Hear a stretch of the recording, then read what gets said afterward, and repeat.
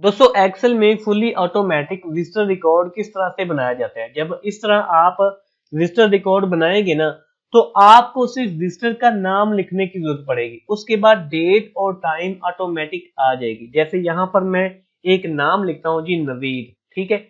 जैसे ही enter press करूंगा तो यहाँ पर क्या होगा जी, डेट वाले कॉलम में डेट आ चुकी है और टाइम वाले कॉलम में टाइम आ चुका है, ठीक है।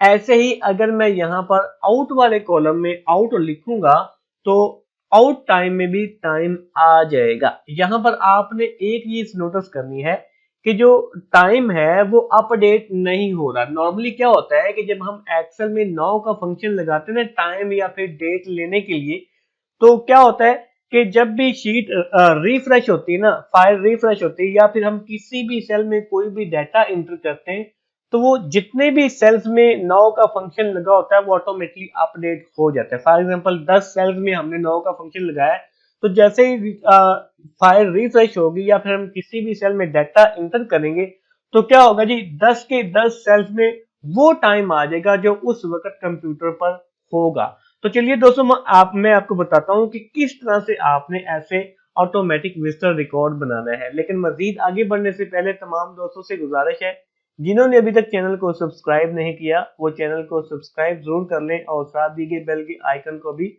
जरूर प्रेस कर लें और वीडियो को लाइक भी जरूर कर दीजिएगा। तो दोस्तों मैं दूसरी शीट पर आ चुका हूं जहां पर मैंने सेम फॉर्मेट लिया है। तो यहाँ पर क्या करना है जी, हमने फॉर्मूला लगाना है डेट वाले कॉलम में। यहाँ पर हमने लगाना है जी इफ फंक्शन। तो पहले मैं आपको सिंपली इफ फंक्शन लगा के दिखाता हूँ कि किस तरह से जो नाउ फंक्शन है वो अपडेट होता है। यहाँ पर मैं कर देता हूँ जी इक्वल इफ, ठीक है, ब्रैकेट शुरू। यहाँ पर लॉजिकल टेस्ट में मैं इस सेल को ले लेता हूँ और मैं कंडीशन देता हूँ कि अगर ये सेल ब्लैंक नहीं है, ठीक है, अगर ये सेल ब्लैंक नहीं है तो फिर क्या आ जाएगी, यहाँ पर जी नाउ का फंक्शन लग जाए, नाउ का फंक्शन लग जाए, अदरवाइज क्या रहे जी, ब्लैंक रहे। अब इस ये जो हमने कंडीशन दी है इसका क्या मतलब है कि अगर इस सेल में कुछ भी डाटा नहीं होगा तो ये सेल क्या रहेगा जी, खाली रहेगा। और अगर कुछ भी यहाँ पर हम लिखेंगे तो यहाँ पर टाइम डेट आ जाएगा। तो मैं यहाँ पर क्या करता हूँ, इंटर प्रेस कर देता हूँ, ठीक है। अब ये ब्लैंक है तो मैं यहाँ पर क्या करता हूँ जी, कुछ भी लिख देता हूँ। यहाँ पर आपने देखा जी क्या आ गया जी, ये नंबर्स में आ गया। हम इसकी फॉर्मेटिंग कर लेते हैं, इसको मैं नीचे क्या कर लेता हूँ, ड्रैग कर लेता हूँ। इसकी क्या कर लेते हैं जी, फॉर्मेटिंग कंट्रोल 1 प्रेस करके यहाँ से मैं क्या कर लेता हूँ, टाइम सेलेक्ट कर लेता हूँ, ये वाला टाइम, ठीक है। अब देखिए 6:46 हो चुके हैं, ठीक है, 6:46 है और 12 सेकंड है। अब यहाँ पर आपने गौर करना है, जैसे ही मैं दूसरे सेल में कोई भी डाटा इंटर करूंगा तो यहाँ पर आप देखिएगा दोनों सेल्स में जो टाइम है वो सेम हो गया है, दोनों सेल्स में टाइम सेम हो गया। अब ये प्रॉब्लम आती है, तो इस प्रॉब्लम का सोल्यूशन क्या है, मेन ये चीज है कि आपने इस प्रॉब्लम का जो सोल्यूशन है वो किस तरह से निकालना है और किस तरह आपने इस फंक्शन को लगाना है विजिटर रिकॉर्ड बनाने के लिए। तो चलिए दोस्तों, इसके लिए सबसे पहले आपने क्या करना है, मैं यहाँ से ये जो फार्मूला लगा है इसको मैं खत्म कर देता हूँ। इसके लिए सबसे पहले आपने क्या करना है जी, फाइल पे जाना है। फाइल पे जाने के बाद उसके बाद आपने आना है जी ऑप्शन पे, ठीक है। ऑप्शन पे जब आप आएंगे तो यहाँ पर आपने जाना जी फॉर्मूला पे, ठीक है।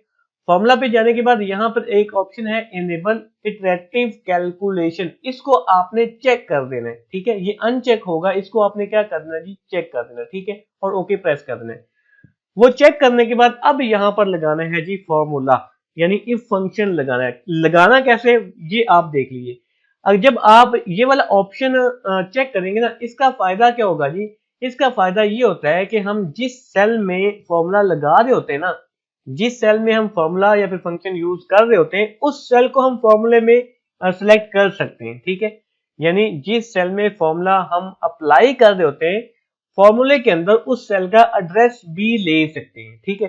तो चलिए दोस्तों, अब देखते हैं कि हमने फॉर्मूला लगाना कैसे। तो यहाँ पर मैं आ जाता हूँ इक्वल इफ, ठीक है, ब्रैकेट शुरू। यहाँ पर लॉजिकल टेस्ट में बिल्कुल मैं वैसे ही लूंगा ये सेल कि अगर ये वाला सेल ब्लैंक नहीं है, ठीक है, अगर ये वाला सेल ब्लैंक नहीं है, कॉमा लगाऊंगा, जहां पर आ रहा है वैल्यू इफ ट्रू, ये आ रहा जी वैल्यू इफ ट्रू, यहां पर आपने इफ फंक्शन दोबारा लगाना है। इफ फंक्शन क्या करना है, दोबारा लगाना है, और दोबारा जो इफ फंक्शन लगाना है उसके लॉजिकल टेस्ट में आपने क्या करना है, इसी सेल का एड्रेस देना है जिस सेल में हम फार्मूला लिख रहे हैं। ठीक है, तो मैं इसको सिलेक्ट करके एरो की मदद से ऊपर चला जाता हूं तो इस सेल का एड्रेस आ जाएगा। ठीक है, ये हो गया जी।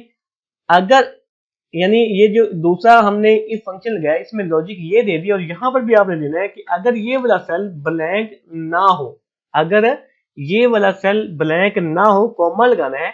वैल्यू इफ ट्रू में आपने फिर इसी सेल को सिलेक्ट कर देना है कि अगर इस सेल में कुछ लिखा हुआ हो तो फिर ये ऐसे ही रहे, अदरवाइज यानी ये जो हमने कंडीशन दी है कि अगर ये सेल ब्लैंक ना हो तो फिर यही सेल रहे, यानी ब्लैंक ना हो का मतलब इस सेल में कुछ भी वैल्यू लिखी हुई हो तो फिर वही रहे।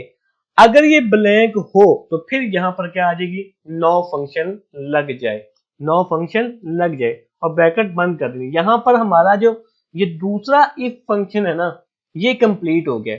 उसके बाद कॉमा लगाना है, तो यहां पर अब जो पहले हमने इफ फंक्शन लगाया था इसकी हमने क्या करना है जी, वैल्यू इफ फाल्स यहाँ पर हमने क्या करना है जी, इसका देना है कि अगर यानी ये कंडीशन पूरी नहीं होती तो फिर क्या हो, तो फिर यहाँ पर आपने क्या करना है जी, ब्लैंक कि अगर ये वाली कंडीशन पूरी नहीं होती तो फिर क्या आ जाए जी, ब्लैंक आ जाएगा, ब्रैकेट बंद कर देंगे। यहाँ पर दोनों जो इफ फंक्शन है वो मुकम्मल हो चुके हैं।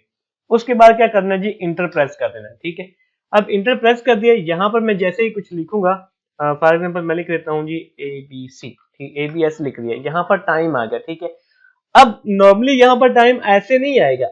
ठीक है, मैं यहाँ पर इसको कंट्रोल 1 प्रेस करता हूँ, यहाँ पर आकर जर्नल पे, ठीक है, यहाँ पर ऐसे आएगा। ठीक है, आपने क्या करना है, इस सेल को सिलेक्ट करना है। ठीक है, सेल को सिलेक्ट करने के बाद कंट्रोल 1 प्रेस करना है, डेट लेके आना चाह रहे हैं ना इस सेल में, तो यहाँ पर आना है डेट पे, यहाँ से आपने डेट को सिलेक्ट कर लेना है कौन सी डेट है। ठीक है, ये आगे और ओके प्रेस करना है, तो यहाँ पर क्या आ जाएगी, डेट आ जाएगी। ठीक है, ऐसे ही आपने इसको क्या करना जी, कॉपी करना है और यहाँ पर इस सेल में पेस्ट कर देना है। ठीक है, अब यहाँ पर हम थोड़ा सा फॉर्मूला चेंज करेंगे। फॉर्मूला चेंज क्या करेंगे, सिर्फ हमने जो पहले ये वाला सेल सेलेक्ट किया था वो यहाँ पर आ चुके हैं। ठीक है, तो हमने क्या करना है, इसको यानी जो C4 है इसको हमने करना है जी ये B4। ठीक है, और इंटर प्रेस करना है, तो यहाँ पर क्या आ गया जी, 0 Jan 00। ठीक है, अगर आपके पास ऐसे है तो आपने परेशान नहीं होना।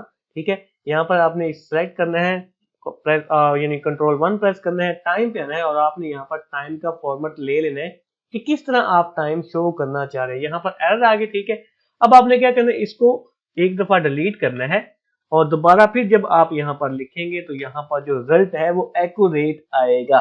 ठीक है, ये आ गया। अब इसको आपने नीचे क्या करना है जी, ड्रैग करना है। ठीक है, ये वाला ड्रैग हो गया, ओके हो गया। अब इस फॉर्मूले के ये जो हमने फॉर्मूला लगाया इसको दोबारा फिर कॉपी करेंगे। कॉपी करने के बाद लास्ट वाला जो कॉलम है यहाँ पर हम आएंगे। ठीक है, पेस्ट कर देंगे।